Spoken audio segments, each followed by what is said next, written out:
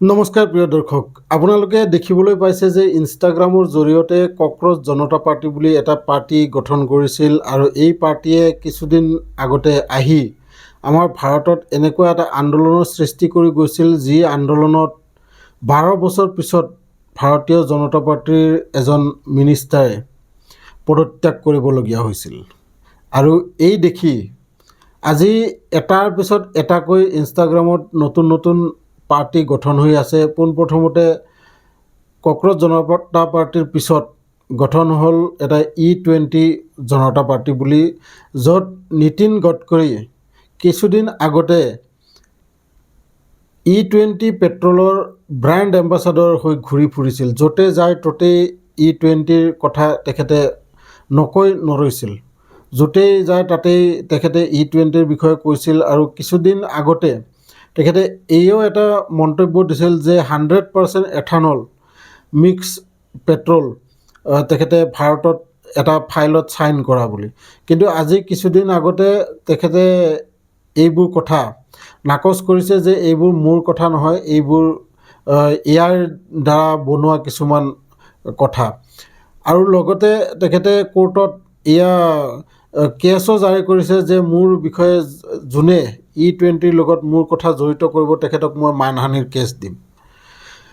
তাৰপিছত এতিয়া আৰু এটা নতুন পাৰ্টি বাহিৰ হৈছে আৰু সেয়া হ'ল ৰিজাৰ্ভেশ্যন হাটাও। এতিয়া মই ক'বলৈ বিচাৰিছোঁ, আজিৰ যিটো মই টপিকছ আপোনালোকৰ বাবে লৈ আহিছোঁ, এয়া খুবেই গম্ভীৰ টপিকছ আমাৰ ভাৰতৰ বাবে।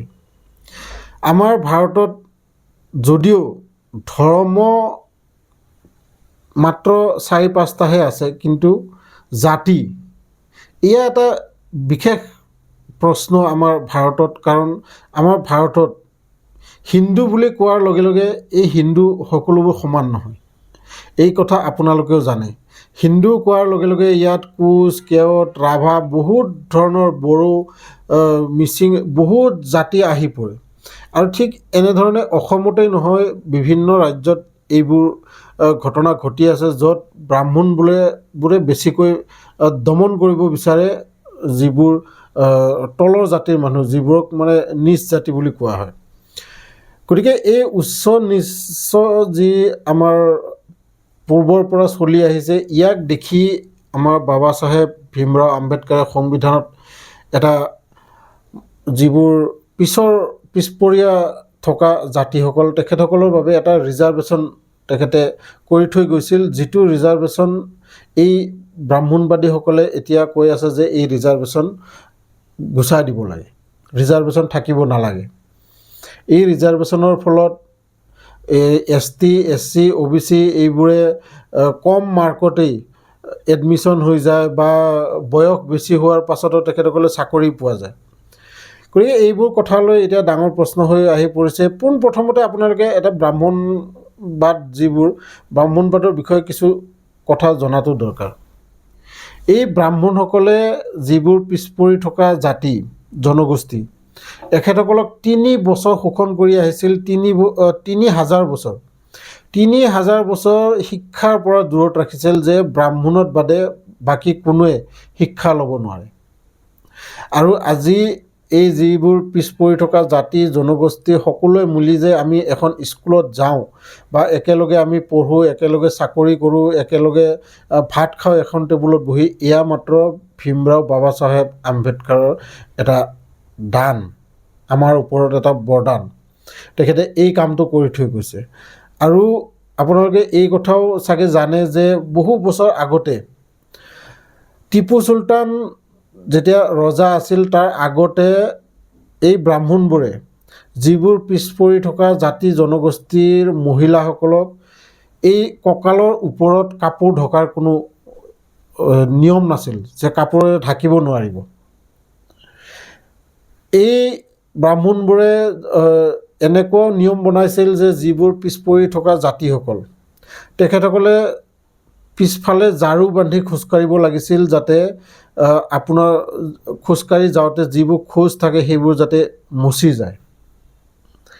বহুত ধৰণে এই ব্ৰাহ্মণসকলে শোষণ কৰিছে আজি যুগ যুগ ধৰি। আৰু এতিয়াও এনেকুৱাই আপুনি দেখিবলৈ পায় যে এই ব্ৰাহ্মণসকলে, আপুনি যদি যায় তেখেতসকলৰ ঘৰত বহে সেয়া চোৱা, আপুনি যদি তেখেতসকলৰ থালত ভাত খায় এয়া চোৱা, কিন্তু আপোনাৰ ঘৰত আহি কাজ কৰ্ম কৰি আপোনাৰ দাইল চাউল এইবোৰ যে লৈ যায় এইবোৰত চোৱা নাই। এইটো কেনেকুৱা এটা প্ৰথা চাওকচোন। আজি যি ধৰণে গোটেই দেশজুৰি দেখিবলৈ পোৱা গৈছে 5 মিলিয়নতকৈও অধিক এই যিটো পেজ খুলিছে, ইনষ্টাগ্ৰামত যিটো ID খুলিছে তাত 5 মিলিয়নতকৈও অধিক মানুহবোৰে ফ'ল' কৰিছে। ফ'ল' কাক কৰে? ধৰক আপুনি কিবা এটা ভাল পায় সেইজনক আপুনি ফ'ল' কৰে। ঠিক তেনেকৈ এই ৰিজাৰ্ভেশ্যন হটাও যিটো আন্দোলন, এই আন্দোলন ইনষ্টাগ্ৰামৰ জৰিয়তে তেখেতসকলে আৰম্ভ কৰিছে আৰু এই ইনষ্টাগ্ৰামৰ জৰিয়তে তেখেতসকলে মানুহবোৰক একলগ কৰি আছে। ইয়াৰ আগতে যিটো E20 পেট্ৰল, ইয়াৰ বিষয়েও এই যিটো এই ইনষ্টাগ্ৰামতে এটা E20 জনতা পাৰ্টি বুলি এটা পাৰ্টি খুলিছিল আৰু তেখেতসকলে 4 আগষ্ট তাৰিখে কিবা এটা ডেট দিছে যে সংসদত গৈ তেখেতসকলে ঘেৰাও কৰিব যে এই E20 পেট্ৰল জবৰদস্তি আমাক কেলে দিব। গতিকে এই জাতিবাদ কেতিয়া শেষ হ'ব? যদি জাতিবাদ বা এই ৰিজাৰ্ভেশ্যন শেষ কৰিব লাগে তেনেহ'লে ভাৰতত কোনো জাতি এনেকুৱা থাকিব নালাগিব, তেতিয়া গৈ এই ৰিজাৰ্ভেশ্যন বন্ধ কৰিব পৰা যাব। আৰু যদি ৰিজাৰ্ভেশ্যনত তেখেতসকলৰ ইমানেই অসন্তুষ্ট তেনেহ'লে এই যিবোৰ ৰিজাৰ্ভেশ্যনৰ আণ্ডাৰত থকা মানুহ তেখেতসকলক সেই ব্ৰাহ্মণৰ যিটো উপাধি এই উপাধিটো দি দিয়ক বা সেই জাতিটো দি দিয়ক আৰু যিমানবোৰ ব্ৰাহ্মণ মানুহ আছে সেই ব্ৰাহ্মণ মানুহবোৰ আহি এই কাষ্টত সোমাই যাওক। এয়া এটা চিম্পুল সমাধান আৰু এই সমাধানৰ বাহিৰে আৰু কোনো সমাধান নাই ইয়াত। আজি হয়তো এই যিটো আন্দোলন এই আন্দোলনত বহুত মানুহে ইয়াত সহযোগ কৰিছে বা তেখেতসকলক ফ'ল' কৰিছে, কিন্তু এইবোৰৰ ভিতৰত যদি কোৱা হয় এওঁলোকক যে তোমালোকে যদি দেখিছা যে এই SC ST OBC এইবোৰে বেছি সুবিধা পাই আছে তেনেহ'লে আপোনালোকৰ যিটো জাতি এই জাতটো আহি SC STত সোমাই যাওক আৰু SC STত যিবোৰ আছে তেখেতসকলক জেনেৰেল কাষ্টত দি দিয়ক, হৈ গ'ল সমাপ্ত যিটো সমস্যা। কিন্তু এইবোৰত তেখেতসকলৰ মান্তি নাই। তেখেতসকলৰ যিটো মান্তি, তেখেতসকলে সদায় এটা দমনকাৰী স্বভাৱ আগৰ পৰা দেখিবলৈ পোৱা যায়। যিকোনো কামত আপোনালোকে দেখিবলৈ পাব উচ্চ নিচ জাতি চাই বহুত ধৰণৰ আমাৰ ভাৰতত এতিয়াও চলি আছে। হয়তো অসমত নহ'ব পাৰে, কিন্তু বাহিৰৰ ৰাজ্য UP বিহাৰ এনেকুৱাত বহুত উচ্চ নিচ জাতি লৈ বহুত বিবাদ চলে, মাটি ভিত্তিক লৈ বা ছোৱালী বিয়া দিয়া এইবোৰ মানে এতিয়াও চলিয়েই আছে। গতিকে আপুনি কেনেকৈ ৰিজাৰ্ভেশ্যন এতিয়া বন্ধ কৰিব কওকচোন। আপোনালোকে এই বিষয়ত কি ভাবে কমেণ্ট বক্সত নিশ্চয় জনাব। লগ পাম এনেকুৱা এটা ভিডিঅ' লৈ নেক্সট ভিডিঅ'ত, তেতিয়ালৈকে ধন্যবাদ।